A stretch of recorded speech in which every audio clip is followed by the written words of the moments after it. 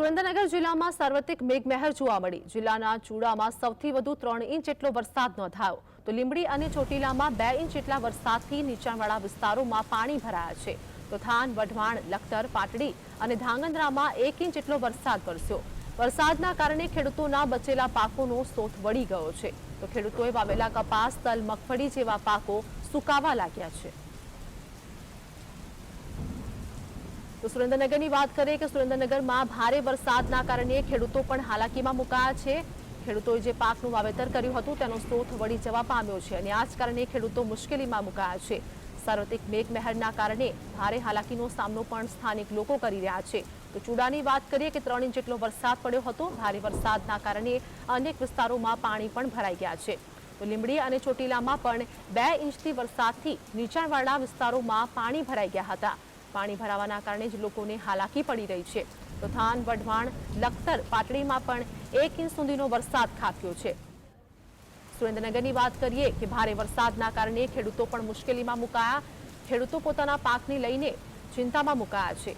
ભારે વરસાદના કારણે ખેડૂતોના મગફળી જેવા પાકોનો સોથ વળી જતા હવે ખેડૂતો મુશ્કેલીમાં મુકાયા છે।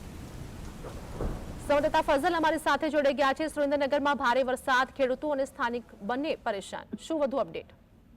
જી, જો ચોક્કસથી વાત કરવામાં આવે તો હવામાન વિભાગ દ્વારા જે વરસાદની આગાહી આપવામાં આવી હતી જેને લઈને સુરેન્દ્રનગર જિલ્લામાં પણ વરસાદી સિસ્ટમ છે તે છેલ્લી 24 કલાકથી સક્રિય થઈ છે।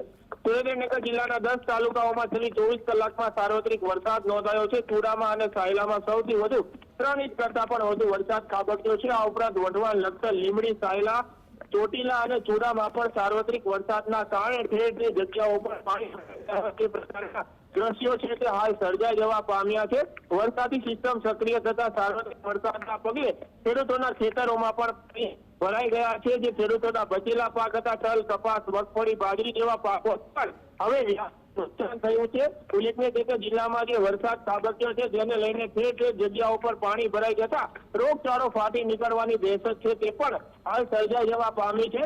બીજી તરફ રોડ રસ્તાના ધોવાણ પણ થયા છે। ડામરના જે રસ્તા હતા, ખાસ કરી વઢવાણ સુરેન્દ્રનગરનો જે મુખ્ય હાઈવે છે ત્યાં દર 100 મીટરે એક ગાબડાઓ પડી ગયા હોય તે પ્રકારના દ્રશ્યો છે તે હાલ સર્જાઈ જવા પામ્યા છે। સાર્વત્રિક વરસાદના પગલે સામે ખેડૂતો પણ હવે મુશ્કેલીમાં મુકાયા છે કારણ કે ખેડૂતોના બચેલા પાકો પણ આ વરસાદના કારણે પડી જાય તે પ્રકારની દહેશત છે તે હાલ સર્જાઈ જવા પામી છે। હજુ પણ 3 દિવસ ભારે વરસાદની આગાહી સુરેન્દ્રનગર હવામાન વિભાગ દ્વારા આપવામાં આવી છે। ધોળીધજા, નાયકા અને ત્રિવેણી, ખાંગા જેવા ડેમો ફરી એક વખત હાલ વરસાદના કારણે નવા નીર આવવાના કારણે ઓવરફ્લો થયા છે। જી ફઝલ, સમગ્ર માહિતી બદલ આપનો આભાર।